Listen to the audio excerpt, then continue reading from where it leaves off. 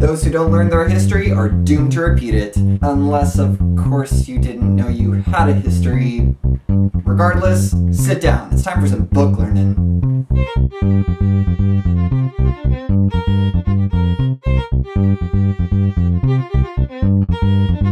As discussed in my intro video, assuming you actually watched my intro video, and if you did and came back and want to study this book with me, then you are awesome and deserving of mini cookies. We are going to start this little series with a book near and dear to many a pagan scholar's heart, The Triumph of the Moon by Ronald Hutton. Yes, I learned his name. The first chapter is crazy long, so bear with me, and I'll whittle down the pertinent information in light of our microscopic millennial attention spans. Shall we dive in? Too late! Let's dive in! To understand the rest of the book, Hutton makes sure to define and clarify the context of contemporary paganism as it developed over the centuries. The overwhelmingly blanket term pagan is understood through 4 distinct languages. In this instance, language is a scholar's way of defining how a certain group understands a particular word or concept. Before tackling the term pagan, Hutton discusses briefly the nuances of religion, piety, and superstition.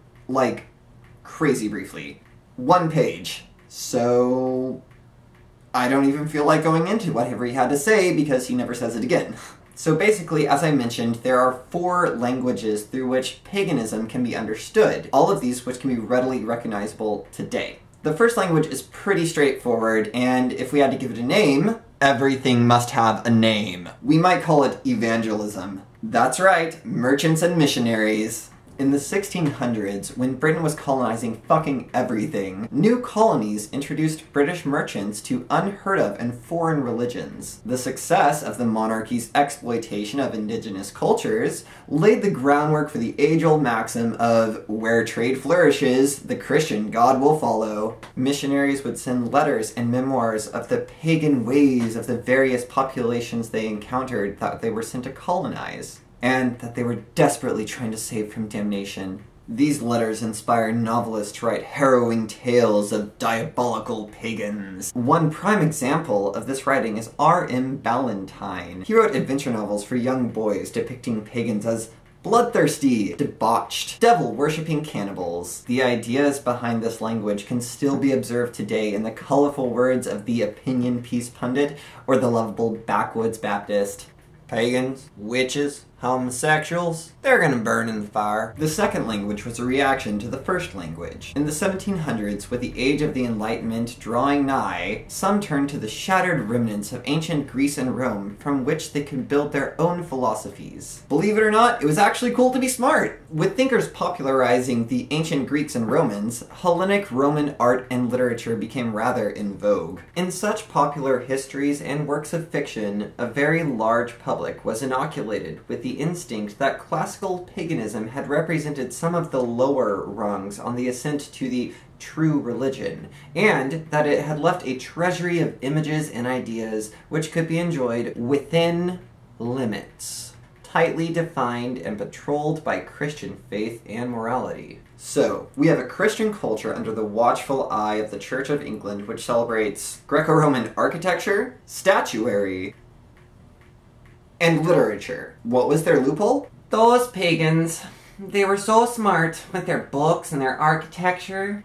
Do you have a house of marble? I don't even have a goddamn granite countertop. Those pagans, yeah, they were so smart. But they didn't give it up to God. So there's that. I think we all know that lovable local phone tree mom. It suffices to say that not everyone was satisfied with this particular language. Enter Helena Blavatsky. Paris, 1858. A young Russian woman discovers spiritualism, and miraculously enough, her exceptional powers as a medium. By 1875, she travels to New York, where she founds the Theosophical Society, stalwartly dedicated to the fusion of world knowledge, the supernatural, and divine. Let's see if I can sum up her beliefs in a few sentences. Blavatsky rejected Western religion and Enlightenment science in favor of Eastern philosophies. She popularized the notions of a world soul and of reincarnation. She also claimed inheritance of ancient wisdom she received from ascended masters, or Mahatmas, through her psychic powers, of course. But Travis, I can hear you cry. Was Blavatsky really a pagan? In the interest of historical accuracy, in a move which can only be described as archival eminent domain, let's go through a dead woman's mail. I simply can't listen to people talking about the wretched Hindus or Buddhists being converted to Anglican Phariseeism or the Pope's Christianity. But when I read about the spread of Russian Orthodoxy in Japan, my heart rejoices. I certainly will always say 1,000 times rather Buddhism than modern Catholicism or Protestantism. But with the faith of the Russian Church, I will not even compare Buddhism. I can't help it. Helena Blavatsky, ladies and gentlemen. Now don't think for a minute that her closeted Christianity lessened her impact on contemporary paganism. Perhaps you recognize this guy. Dude, in my past life, I was the world's soul. It's like... Have you read The Secret? To recap, we have discussed paganism as oddly titillating devil worship, reverence to the admirable heathen, and groovy Eastern spiritualist who just so happens to be part of the Russian Orthodox Church. That's all fine, well and good, I guess. But what does it mean? The Romantics. That's what it means. In late 18th century Europe, there began this little literary, artistic, and cultural movement called Romanticism. Primary themes of the writers of the Romantic period included reverence for nature, the idea that truth was found within humanity, and a penchant for nostalgia. These themes were epitomized by writers like John Keats, Shelley, Percy, not Mary, although maybe Mary, and Algernon Charles Swinburne. Keats and Shelley belonged to a social set gathered around the London essayist Leigh Hunt. Hunt was interested in the moral effects of religion and considered Christianity's effects thereof to be uniformly bad. He surrounded himself with writers who favored either a reformation or a rejection of contemporary Christian values. This gaggle of romantic...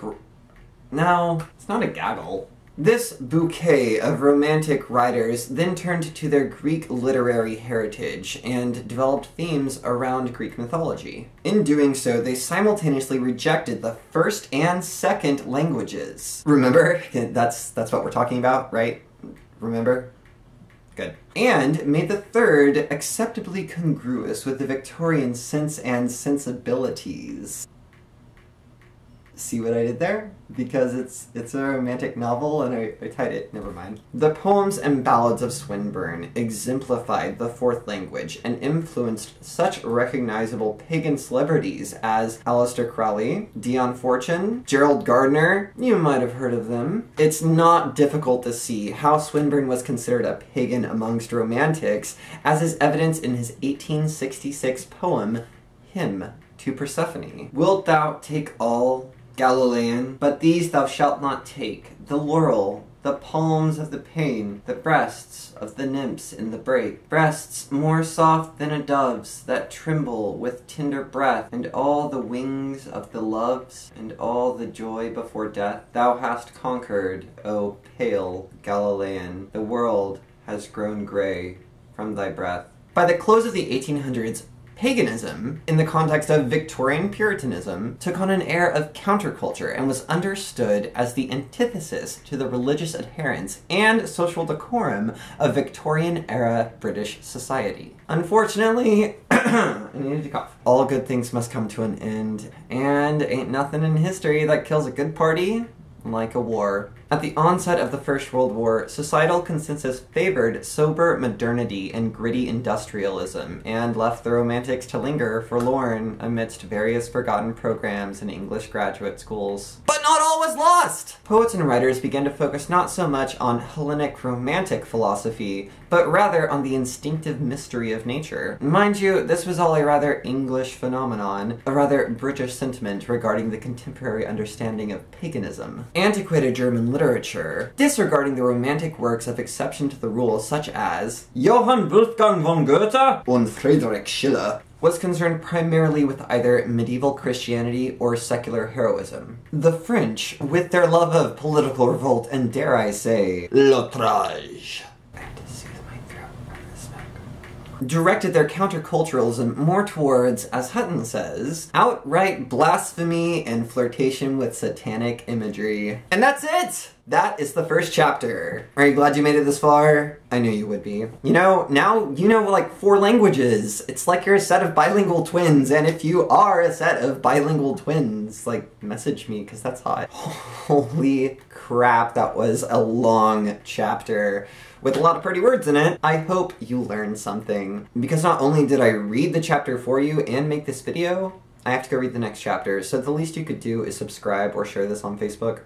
But in all sincerity, are you ready to read Professor Hutton's beast of a book regarding the history a lot of pagans might not have known they had? Then be sure to catch the next exciting, informative installment of The Pagan Scholar. Until next time, I bid thee adieu in the 4 languages we learned today. See you in hell. Give it up to God. Namaste. And finally, merry meet, merry part, and merry meet again.